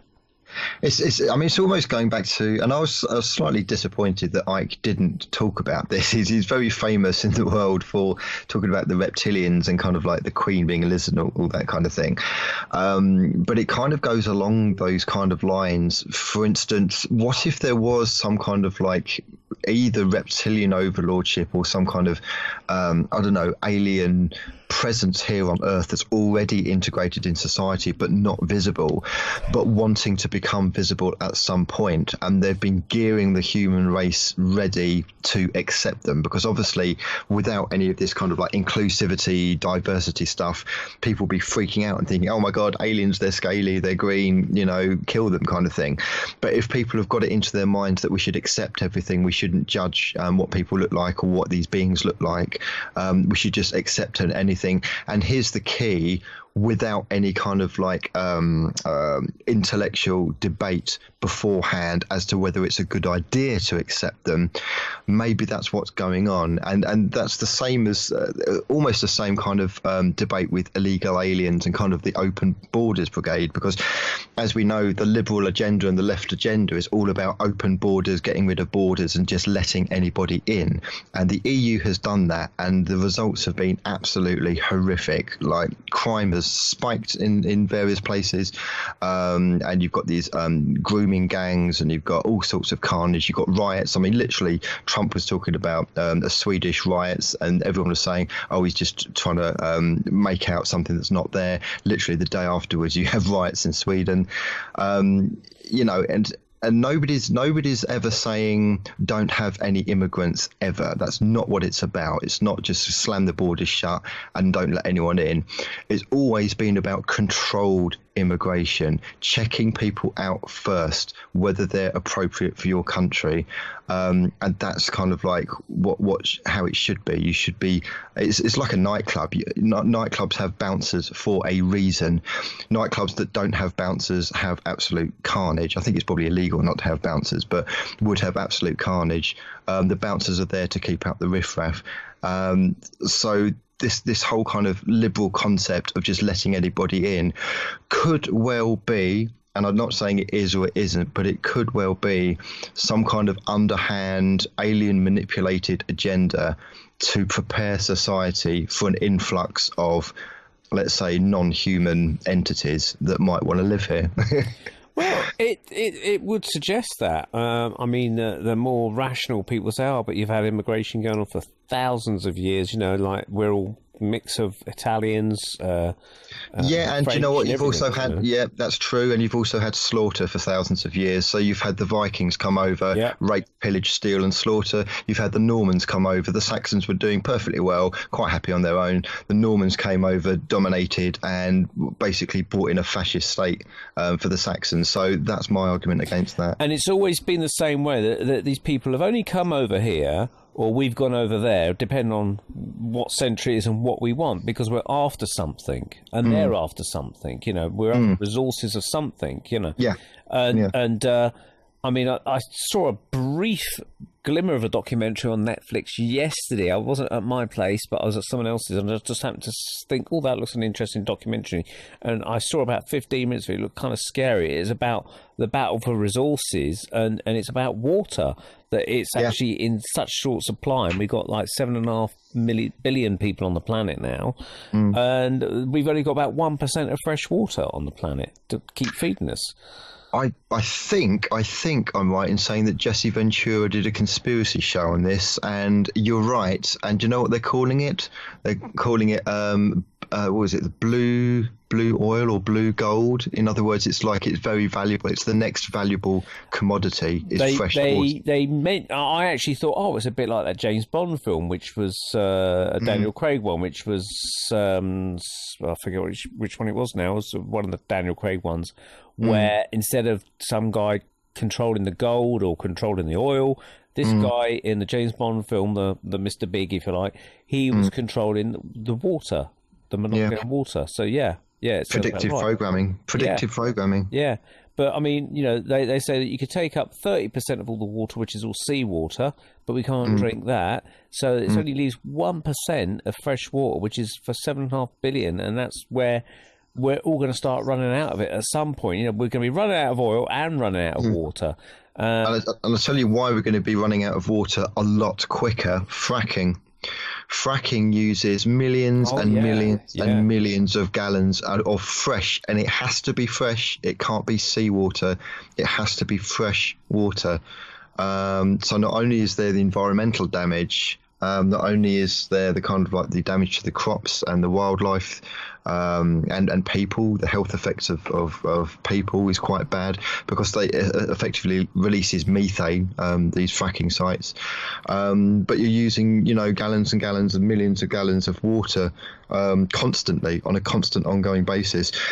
And I think it was the head of Nestle at some point, and you probably remember this quite a few years ago, saying he believes that water is not a human right. It's not a human right for people. People are not entitled to water. Oh, I see. Yeah. Did you come across that at all? I'll have to sort of have a drink with him over that one then and have a discussion. Well, that does ring a bell. I mean, people and animals are obviously entitled to water. You know, I mean, if there's, you know, human beings, animals, we all need water to live on. To say that we're not entitled to it, it's like saying, well, we shouldn't be going around drinking it then. But otherwise, you know, none of us would be here if we didn't drink it. So we must be entitled to something. It's like saying we're not entitled to air. Yeah, exactly. It's it's absolutely bizarre. I don't think it's a good direction that we're going in, because obviously there's more people being born. The kind of like the population is expanding, and people kind of. They need water, and more fresh water, more resources are going to be needed. It's what we're going to do. What we're going to do when the taps start running dry, or they start. Well, maybe by that time we would have terraformed Mars, and we'll have Alternative 3, where we all go to Mars, or the elite go to Mars and set up a new planet. Unless, of course, we're there already. Of course, you know, because we might be there with secret bases, as some people talk about the secret space program. And we're all out there anyway, and there's big aliens on there chasing people, lizard type things, eating or bugs or something, you know, depending on who you believe in the secret space program video of the month or something. Yeah, but is that going to happen within our lifetime? I mean, have you seen the film Interstellar, for instance? Interstellar, is that the one where Earth is basically a dust bowl? They need to escape. They need to kind of colonize a new planet with new resources, and all they find out there is just big empty rocks of just rock and ice and just nothing, no resources, nothing. And their message that I think involved kind of the space-time continuum, kind of like going back in time to basically give the message, stay on Earth and make Earth work, because there's nothing else out here. I watched that film and I found it really boring for starters, and I found it really hard to understand what was going on. So you just kind of explained it to me. All I remember was shots of this shuttle-type craft going backwards and forwards from one planet to another. Him coming back as what he had thought was a kind of poltergeist ghost or something from an alternative time or something. Yeah. And the young daughter talking about to a teacher saying, the moon landings of 1969 were entirely fake and they should be removed from the encyclopedias. And she was arguing that with the teacher, which I thought was an interesting point. Yeah. So, did Icke talk about anything like nothing at all? Do you think he's kind of pulling back the reins on the reptile angle? Do you think? I think, well, the title of it was Everything You Need to Know. I think he was going for people who maybe dipping their toe in this information and not knowing much about it, and going for people who are not quite ready to listen about the aliens and the reptilians yet. So this is kind of, maybe he's actually going for the generation after the snowflake generation. Maybe he's going after the post-millennial generation, who are rejecting the SJW liberal craziness and thinking, what the hell is going on in the planet? It's going a bit mad. But they're not quite ready to hear about kind of Queen Elizabeth being a lizard sort of thing. That's where I think he was aiming at. He referred to the reptilians once, but in a kind of like half-hearted, tongue-in-cheek way, and then carried on with it. I think that's probably a good thing at this stage, because in order to get more people on board to see what's really going on, I think we need the proper woo-woo stuff, maybe a little bit, maybe as a separate talk, or maybe something that's available to people if they go looking for it, not necessarily something you would present on a plate for them, because I think the majority are still not ready to hear that kind of information. But I'd imagine those people that are new to David Icke, and they'll go and see him at various locations around the UK, will think, oh, this guy's interesting, let's go and check it. And they'll watch videos on him, they'll go to his website, they'll look at all the information he's got on his website, they perhaps buy a few books at the events. I presume he's selling books or something. He wasn't actually at this one. Okay, or online at least. And so they'll learn about all the other stuff that he's been talking about, and they'll either accept it fully or they'll reject it, or not sure what to make of it, I suppose. Again, it's breadcrumbs. So he's giving you the stuff that you can relate to and that you can comprehend at the moment. And then if you choose to go down the path of finding more information, then that information about the reptiles and stuff is there if you want it. And I think that's probably a good way of doing it, actually. I mean, here's a for instance, actually, Neil. When I first started getting into mediumship and psychic things and started doing stuff on the spiritualist circuit, so I used to go to like spiritualist churches and kind of do clairvoyance on a Sunday night to kind of like help them out, and just for the experience and because they were nice people. I used to try and insert, not the reptile and alien stuff, but insert a little bit of kind of New World Order, Illuminati, what's really going on in the world, topics into what's known as the address. So as a service starts, you have an address, the medium does an address, and they talk about life or experiences or things that are going on, things that are relevant, and then after the address you do kind of like clairvoyant bit. So the address, other mediums used to talk about love and light and angels and spirit and all that kind of thing. I used to talk about Illuminati or New World Order or maintaining your freedom of speech and that kind of things. At that point, that didn't really go down very well. People weren't switched onto it. It was kind of the early 2000s, so there wasn't really much evidence of microchipping or kind of New World Order or anything like that. It was just kicking off with the whole 9/11 thing, and people weren't quite ready to hear it. And I think it was the wrong time at the wrong place, aimed at the wrong people at that time. And I think Icke is very aware of that. And I think he's decided that the reptilian stuff is probably the wrong stuff at the wrong time, at the wrong place for the wrong people. The right type of people are those who are just dipping their toes into it, just getting to grips with there is something wrong in the world. We don't quite know what it is. What the hell's going on? Where has this transgendered thing come out of? Like, literally, 10 years ago, this was not an issue. No one was talking about it. Suddenly like a springboard, boing, it goes. transgender everything, transgender this, transgender that, trans rights, transphobics, trans in everywhere in the Western world. So you've got America, Australia, New Zealand, Canada, Britain, Europe, all talking about this. And the whole point of Icke bringing this up is that it's not by accident. It's not an accident that the Western world is suddenly talking about all of this thing. There is a reason for it, and they're taking us somewhere. And basically the whole talk was where it's taking us and why. The idea he seems to suggest, and I would agree with, is that it's about taking away the normal idea of what is a male and a female, the normal idea of what is a mother and a father, and replacing it with something else, replacing it with a kind of anything goes kind of, and as he says, taking it into kind of like a hybridized human hybrid, kind of matched with AI technology that's microchipped, to essentially turn people into kind of like drone robots that are just going to serve the system. And we were talking about microchipping earlier. Sweden are bang on to the microchipping agenda. It seems like they want to microchip all of their employees. There are other companies that are chipping their employees. So it is going down that line. You know, I wish I could say that Icke was mad, and I wish I could say that it was all a load of rubbish, and then we could just go back and watch the game show. But the reality is, it is expanding. It is getting more fascism. It doesn't feel free. I don't know if you feel this, Neil, but when you're out and about, it doesn't feel free. It feels like you have to watch every word, watch every camera that's looking at you. Driving in London, apart from the madness of the traffic, and kind of like the madness of the people, actually, these days, it's also driving is a nightmare because you're looking out for the speed cameras, you're looking out for the bus cameras, you're looking out for the yellow box junction cameras, you're looking out for the cycle lane cameras, where you're parking. You've got to make sure you've got the right permit, make sure there's this and there's that, make sure you don't park here or there. If it just feels like an Orwellian Big Brother nightmare in London. You come out of London, you kind of like breathe a sigh of relief. is my feeling. But yeah, no wonder they're stabbing people in London. They're getting so frustrated with the place. Well, this is a very interesting thing, Neil. This is the result of the SJW liberal left agenda. But the liberal left politically correct, kind of everyone gets a trophy, everyone's special, everyone's to be celebrated.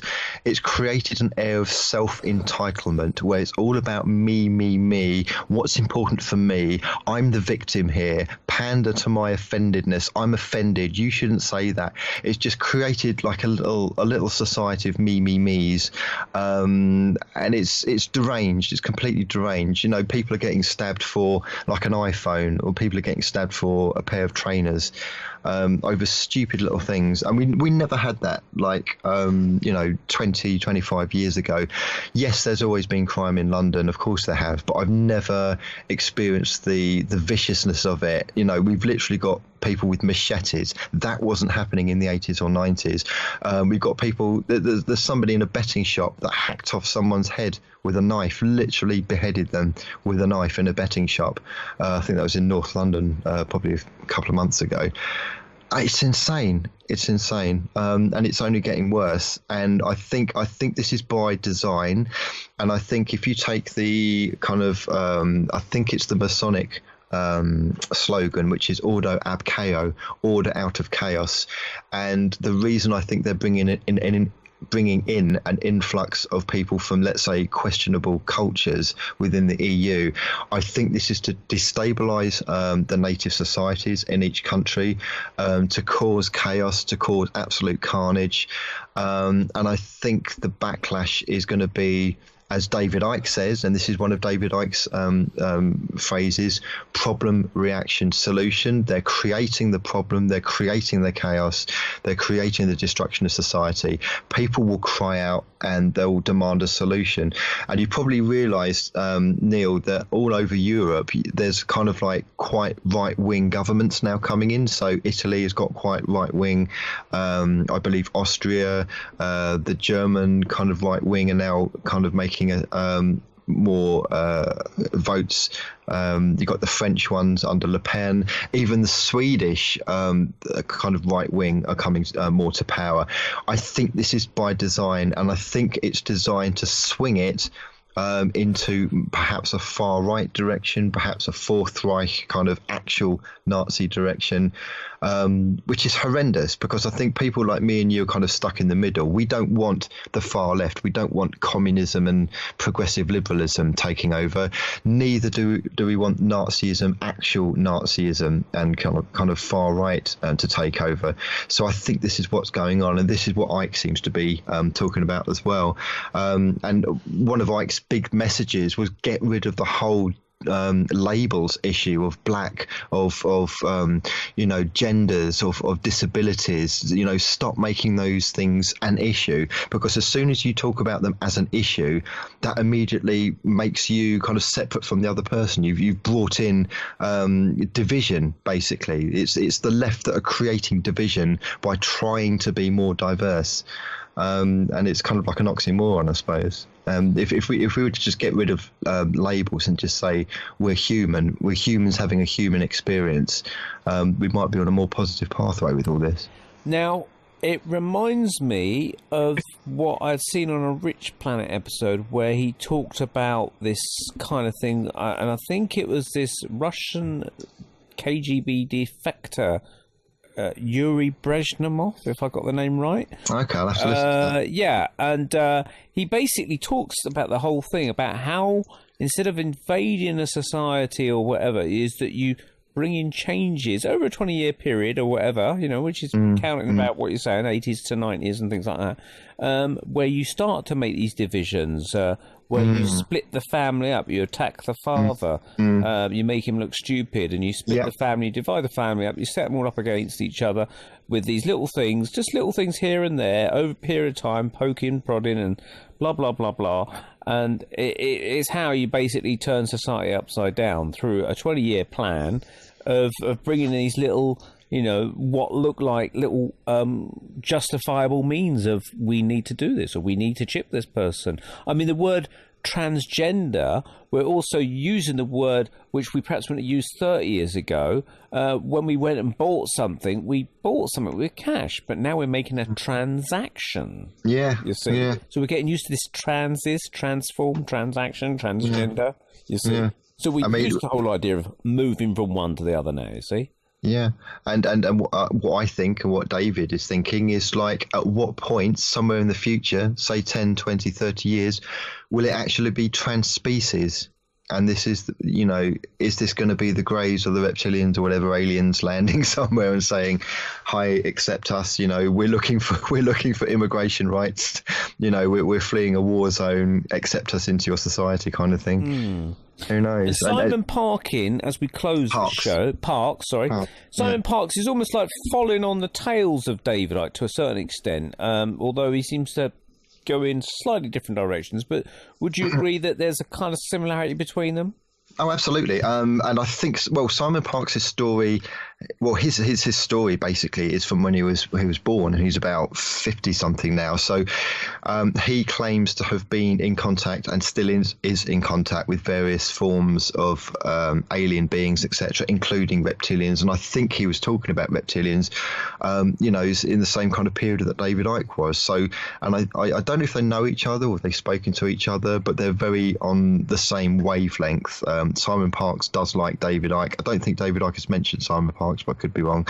They may well know each other, but I think they grew up kind of like at the same time period, talking about the same things. And what you were talking about earlier is absolutely true. This Russian guy on Rich Planet, that is the Soviet model. It's called cultural Marxism.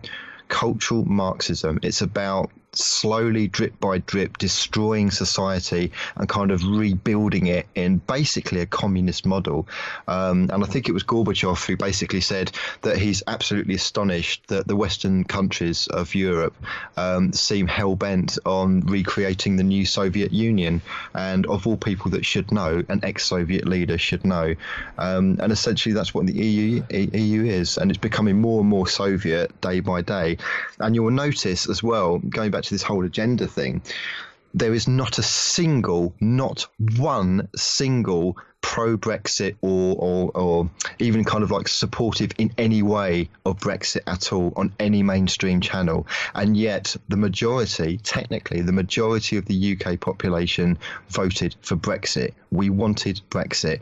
That is what we wanted, and you will not find any comedians talking about it in a positive way. You'll not talk about you will not find any quiz shows, any comedy shows, any panel shows, any news shows. It's all negative, negative, negative.